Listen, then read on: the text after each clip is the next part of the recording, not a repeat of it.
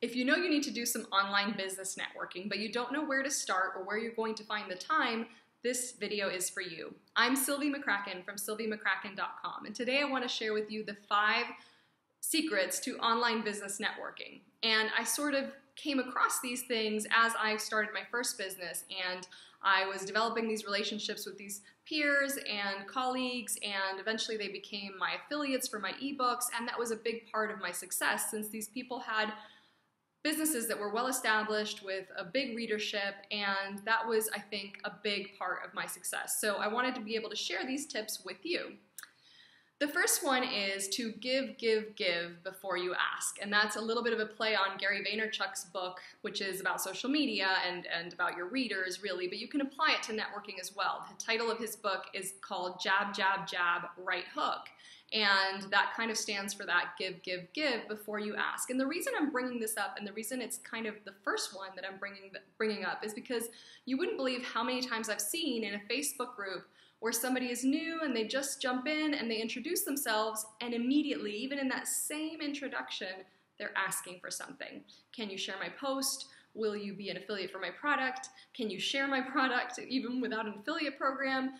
Or even just asking questions. Can you help me with XYZ? I don't think that's a very good idea. And some of this might be a little bit of common sense, but you want to make sure that you kind of give a lot before you ask. And this is something that I feel like is worth mentioning. So if you're coming across someone, if you're meeting someone, a few of the ways that you can give instead of ask or before you ask is things like sharing their blog posts, answering their questions, investing a little bit of time in being helpful to them, right? And it's not about you for a minute, it's about them. You can also invest in their services. So another thing that I see a lot is people asking someone that wrote, let's say, an Instagram book for tips on Instagram. Now, if you have a little bit of a connection with this person's an acquaintance, that's not really an appropriate way to do it. You should buy her ebook, read up on all of her tips, and if you still have a question, maybe that's an appropriate time to say, hey, I've read your book, I love chapter 3, but I was wondering, what did you mean by this? Okay, maybe that's a little bit more appropriate, right? But don't ask them to give you free advice when they've written an entire book on the topic. Okay, the second one is to not engage in gossip or drama. And I'm a big no drama kind of person. I don't really like it. But when it comes to online business networking, it's a really small world out there. And you definitely don't want to be the one that said this or that. If gossip comes your way, make it just end with you. And that's what I love to do, is like it just ends here. I hear it, I just kind of, oh, okay, don't agree or deny or anything, don't acknowledge that I know exactly what they're talking about or not. It just ends here, and just drop that tennis ball, the game is over, right? So you don't need to be, snotty about it, but just don't engage in the gossip or drama. Trust me, that's going to serve you really, really well. The third one is a little bit unconventional because we're talking about online business networking, but here's a secret for you. You've got to get off the internet and meet people in person. So that depends on where you are. You might not be able to fly in for a conference. That might be, something that when you first start your business, you're not willing to do or you don't want to spend the money on, and that's fine. But at least you can kind of just get out of your house, and maybe there's a book signing with a colleague or peer or someone that you admire in your area that's coming in for a book signing or a Q&A, or there's a conference in your area. That's something you can absolutely do. So start where you are. I like to fly all over the place for conferences because I think that for me it's a really worthwhile investment, and I would definitely suggest that you do that as soon as you can. Find the time and money to do it, but start where you are. The fourth one is that you need to see this as a long game, right? So invest in the long haul. Don't expect results from networking right away.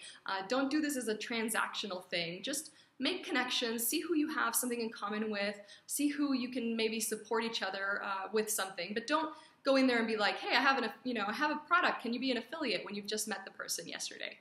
So you don't need to spend tons of time on this, but spending a little bit of time each day in Facebook groups that are in your niche, that would be a good way to do it. And again, this is where you apply that first tip, which is to be helpful, right? So go in there to give and ask very little, if anything at all, at least in the beginning.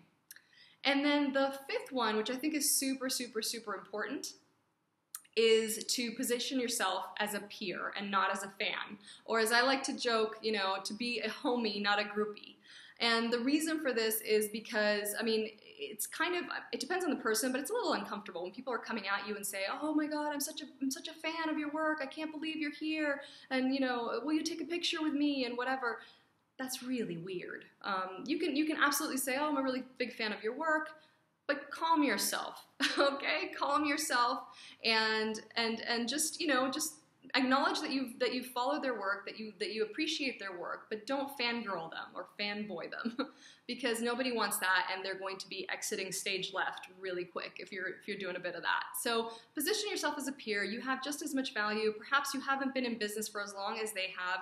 It doesn't matter. They're all human beings. We're all human beings. Everybody poops. So make sure you remember that. And those are the 5 secrets that I have for you for online business networking. I would love for you to subscribe so that you can get my next video sent to your inbox, and check out the cheat sheet below. And I would love to hear any questions or comments that you have in the comments. Thanks.